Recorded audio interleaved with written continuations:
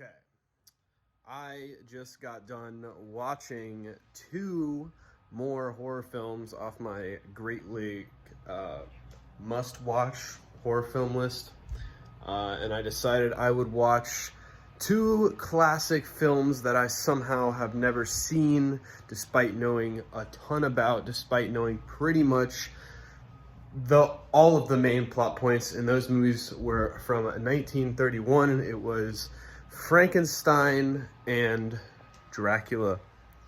So I'm going to talk about Dracula first because I watched that one first. And similarly to Dr. Caligari, I went into this film more looking for the appreciation of this art style and the significance of this film based on the fact that it was during the early age of film and film that weren't silent and stuff like that, because Dr. Caligari was made in 1920 and that film was silent. This one was made in 1931 and it wasn't silent. And I don't have a lot to say about Dracula. To me it was, I don't want to say it was very engaging and entertaining. I don't know how much I enjoyed it as much as I appreciated its significance, its greatness for launching some of the Universal horror films that would follow in the form of Wolfman, Mummy, Frankenstein, although Frankenstein came out around the same time. Bela Lugosi was awesome. It was really cool. I really like how he was introduced. That infamous scene that I've seen countless times of him getting introduced was pretty awesome to watch myself. But all in all, I mean, I haven't watched Wolfman or Mummy yet. However, I'm expecting to be more interested in those than I was Dracula. And I don't want to say anything sacrilegious and say that Dracula was a bad movie, but for my personal interests, for my liking, my enjoyment, my entertainment preferences, it wasn't quite for me. But having read Dracula in high school, I believe, it was interesting to see some of the slight differences in the plots and how the acting and the scenes were constructed and were played out, I guess. I'm aware of the Spanish version. I watched the English one, and I suppose there are some, kind of slight differences, if you will. I really liked the performance of Bela Lugosi. I thought he was fantastic. I thought he was creepy, but also kind of like charming in a weird, sadistic type way. It's kind of tough to put into words. Definitely will be down to rewatch it for what it's worth. Just because I don't want to say I wasn't paying as much attention as I should have. It was hard for me to be really engaged and immersed, because there were some violence, I guess, but not typically, because Dracula was kind of similar to like a Hannibal Lecter type, where there's some violence, but a lot of it is kind of the mental and emotional type of I don't want to say seduction, but like manipulation through words and through the mind. And he's a real cerebral entity. He's like a master manipulator, and I wouldn't say I'm not a fan of that. It's harder for me to appreciate it at a first glance. It's something I would have to watch second or third time to fully appreciate it. However, upon those second and third watches, that's probably where I'd be the most satisfied and really be able to have a better conclusion. However, all in all, for the first watch, definitely gonna give it a second. I don't know, I'd probably give it like a 2.5 or a 3. It's classic, beloved, understandably so. Yeah, at some point I'll definitely, perhaps next Halloween, I will give it a rewatch. The second film though, Frankenstein, this was more up my wheelhouse, right? It had some of the same actors from Dracula, right? Like Van Helsing, who was I don't know his name. I don't know the actors' names off the top of my head. He played the same guy, or not the same guy, but he played Dr. Van Helsing in Dracula, and he played Henry Frankenstein, I believe. He played his professor. And then there was also, I believe, Henry Frankenstein, the actor who portrayed him in Frankenstein. I believe he portrayed a character in Dracula. I believe he portrayed the protagonist. I'm not sure.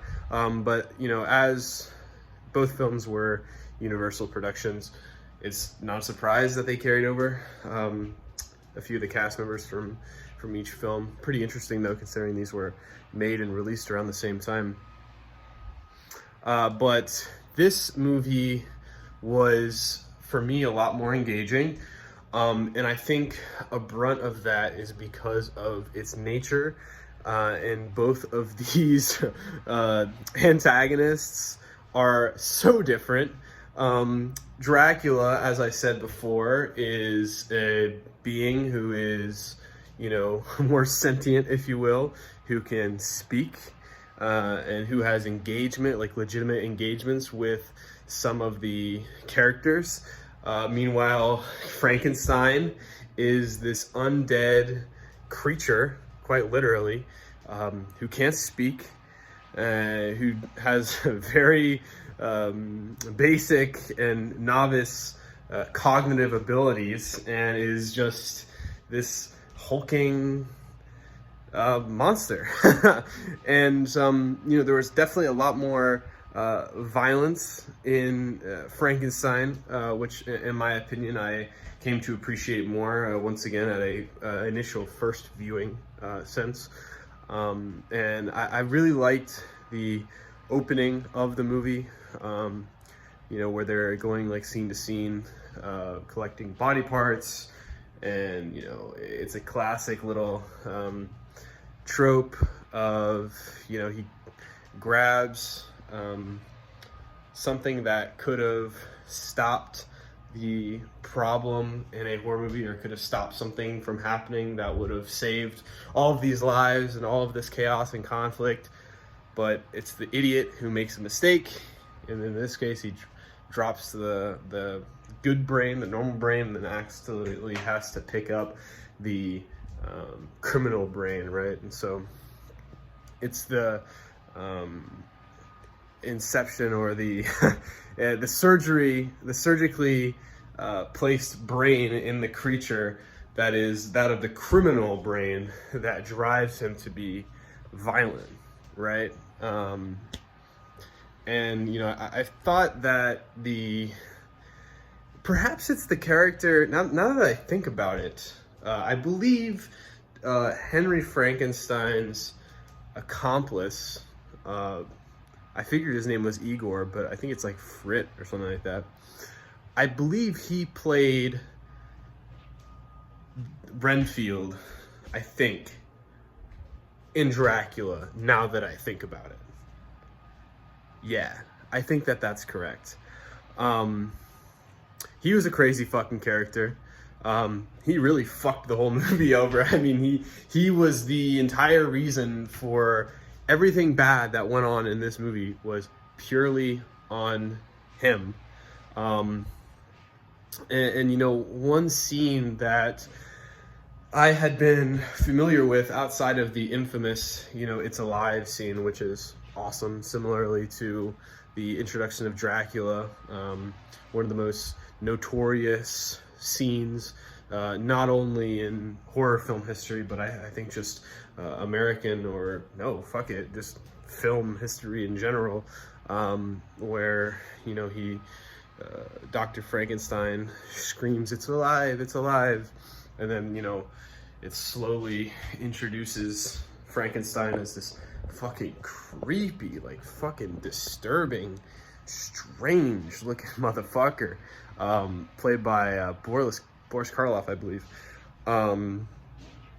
And that introduction is pretty awesome. I don't think it's quite as cool, in my opinion, as Dracula's introduction, but they're both really awesome. But no, the scene that sticks out to me, and always has, just from clips that I've seen periodically throughout, life, I guess, is the scene with the little girl. And it's such a interesting little innocent scene, and it's really enjoyable, actually. I think it's really interesting, because it's a bizarre thing to see in a horror film, in that an antagonist kills a little girl, but doesn't kill a little girl in a way similar to like how most antagonists in horror films kill their victims, because there's that like sweet little moment where they're like playing together, and like she's throwing like the rose petals or whatever into the water, and they're floating, and he's like super like cooled out by that. And that's another thing I really liked about Frankenstein, is how I don't want to say stupid, but just how limited that the creature's like neurological processing is, that like the motherfucker barely even knows how to move, right? And so he kills the girl, but by accident, right? Like, he thinks that she will float because, between the two of them, their whole bonding experience was throwing, little lilies or whatever into the water and watching them float. And so he's like, fuck it, you're gonna float, right? And she doesn't, and she dies. And so, yeah, it's an interesting scene, but it's definitely one that I really enjoyed. And it's really cool. And upon rewatching this movie, which I absolutely will, at some point here, potentially soon, definitely during Halloween next year, I really want to watch that scene with, a broader scope, potentially. I don't know if that was the right terminology there, but fuck it, we're gonna roll with it. But the ending was pretty awesome, with the whole burning of the Frankenstein. And I mean, this movie had a lot of violence, right? And that was one thing that, once again, with Dracula, I don't want to discount it completely, because it's a lot more, I don't want to say serious, but Dracula's strengths, I think, are different from Frankenstein's, and that Frankenstein had like this, had a lot more action, and you had, the mystique of this creature and how he's, violent and he's scary and this, that, and the third. And Dracula is like this cunning little, antagonist who is slipping in, and there's, you have, I forget the protagonist from Dracula, I can't believe it, but like his wife, who is, one moment she's, in love with him, and the other moment she's being possessed by Dracula, and like, she's scared of the mirror, and like there's all this, I don't want to say it's complicated, but it's a lot more complex, dynamics going on in Dracula. Meanwhile, Frankenstein, it's just this evil monster that was created by this guy in a lab that is trying to be stopped because he is dangerous.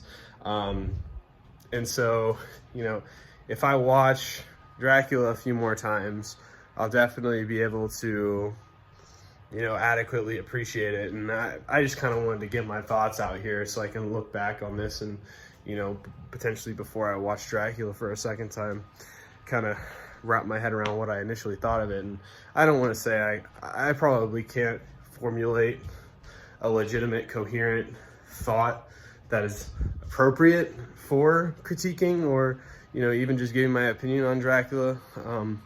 So I don't know about that 3-star rating, but Frankenstein, on the other hand, the ending, the only problem I had with the ending was, how the fuck did that guy survive? How the fuck, I thought his name was Victor Frankenstein. I guess there is a character. Is it his dad?